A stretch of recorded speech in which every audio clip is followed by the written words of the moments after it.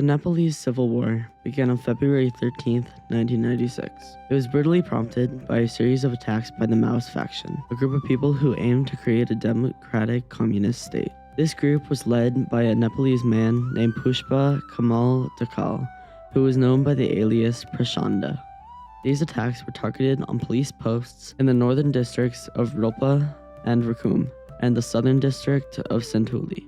With ease, the Maoist faction was able to take control of these posts and seize explosive devices within several hours of one another. At this point, nearly 30 years ago, the Maoist faction had been controlling much of these areas and districts for more than 70 years. The faction was created in the 1920s by a man named Mao Zedong alongside associates from the Chinese Communist Party. Mao Zedong was a nationalist who had a strong anti-Western and anti-imperialist lifestyle. These traits led to him being incredibly optimistic in and out of battle, which later led to Mao revolutionizing the peasantry in China in the 1940s.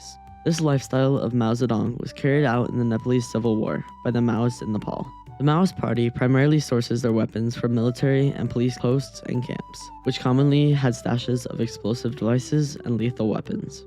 This method became a staple of their early years, and worried many of the districts in Nepal for where the Maoists would strike next.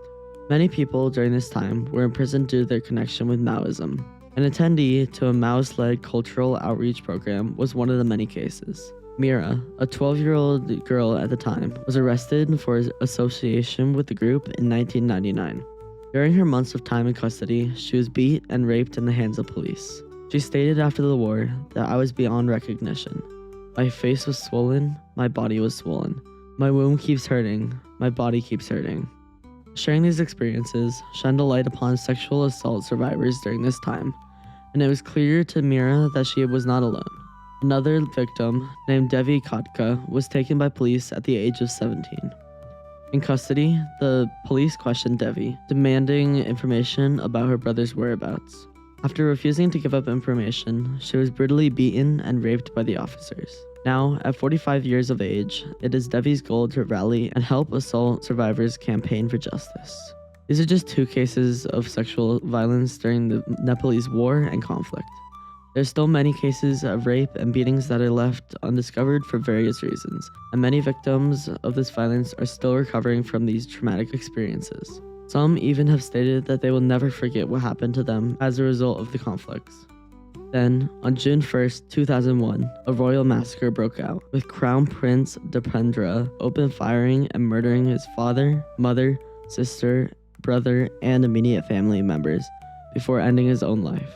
This event shocked the nation and led to thousands of people to mourn the king's death on public streets and roads. Gyanendra, the brother of the murdered king, was ushered to become the next king of Nepal.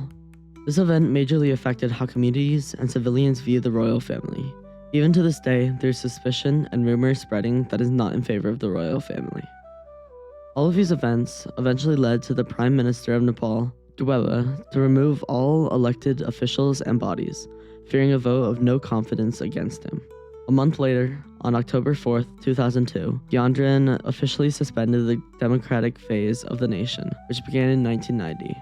He then removed all cabinet members, including the Prime Minister, before appointing his own personnel to these roles. These acts came by major surprise, but Gyanendra thoughtfully cited Article 127 of the Constitution. This article stated that if any difficulty arises in connection with the implementation of this Constitution, His Majesty may issue necessary orders to remove such difficulty, and such orders shall be laid before Parliament. Finally, in 2006, the conflict had officially ended, but not without a major cost and toll on the nation. During the 10 years of war, nearly 17,800 soldiers, officials, and civilians were murdered in the line of conflict. This event was one of the nation's most brutal and deadly conflicts, and more than 1,000 people are still missing after the war. These few minutes of information do not give justice to the events that occurred during the Nepalese War. For more information on the events stated and more, check out another video here. Thank you.